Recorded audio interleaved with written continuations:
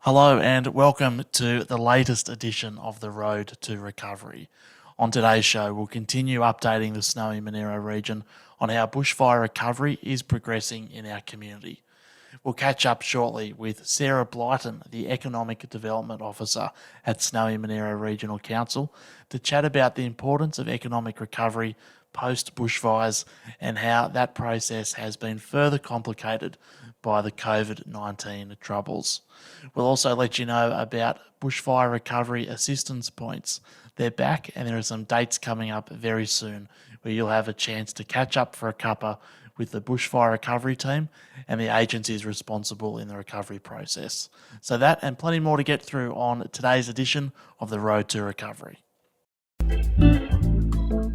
Joining us today on The Road to Recovery is Snowy Monero Regional Council Economic Development Officer Sarah Blyton. And Sarah, you are taking some time out of your day to chat to us about economic recovery in the region following the summer bushfires. How important has economic recovery been in the region?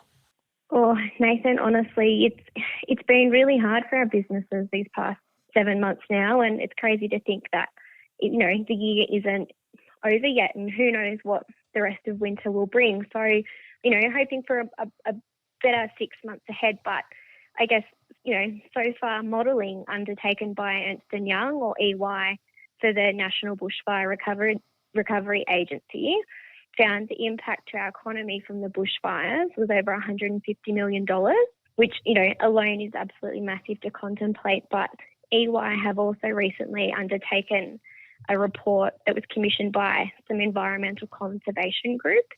And it was around the economic stimulus that conservation and land management could provide the country as part of COVID-19 recovery.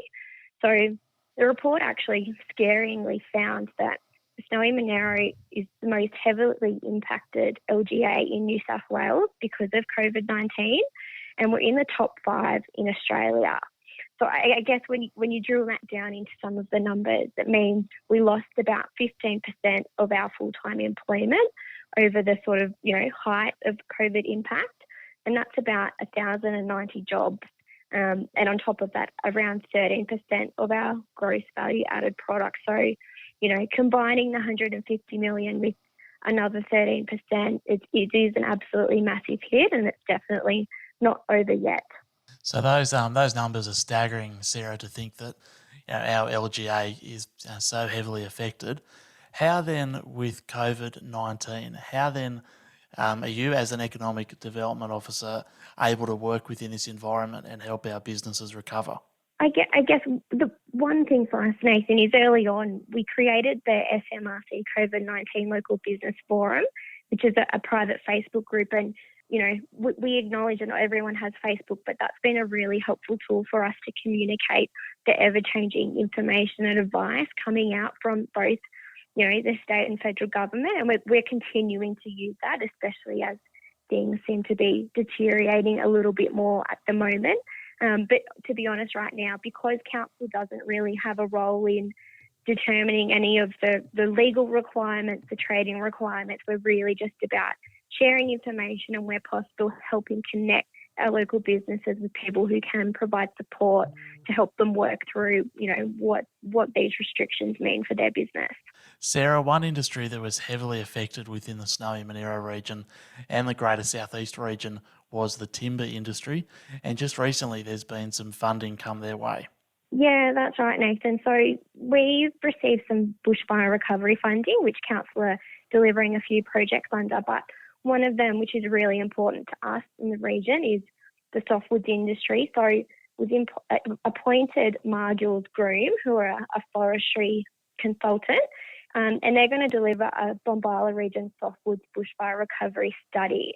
So our intention with the project is for industry stakeholders, including each level of government, to better understand how the softwoods industry functions within the Bombala region and better understand the impact that these bushfires will have on, supply in the industry into the future. So, we're asking Margills Groom to look at things like supply, workforce requirements, sustainability, future disaster planning, new business and industry opportunities, as well as any other issues that come up throughout the consultation process. So very, very excited to see what that project delivers for us and what sort of action can be taken across the industry and in government to secure its future in Bombala. Well, Sarah, thank you for your time on today's edition of The Road to Recovery. No worries, Nathan. Thanks for having me. Bushfire recovery assistance points are back up and running throughout the region, and on Saturday, the 18th of July, between 10:30am and 1pm, the Peakview Hall will be home to the latest recovery assistance point. It's your chance to come along and catch up with the Bushfire recovery team and the agencies involved in the recovery process. You can head along to find out more information about applying for the many grants on offer. You can simply catch up for a cuppa or head along to learn more about drought support as well. Representatives from the Snowy Monero Bushfire Recovery Team, the Red Cross, Rural Aid, the Rural Financial Counselling Service and the local land services will be there as well. So why not come along for a chat and a cuppa? COVID-19 restrictions do apply and capacity is limited. If you would like to find out more information about any of the upcoming bushfire recovery assistance points, you can get in contact with the recovery team on 1300 345 345. That's 1300 345 345. Thank you for your company on today's edition of The Road to Recovery. We'll be back at the same time, same place next week. But for now, take care.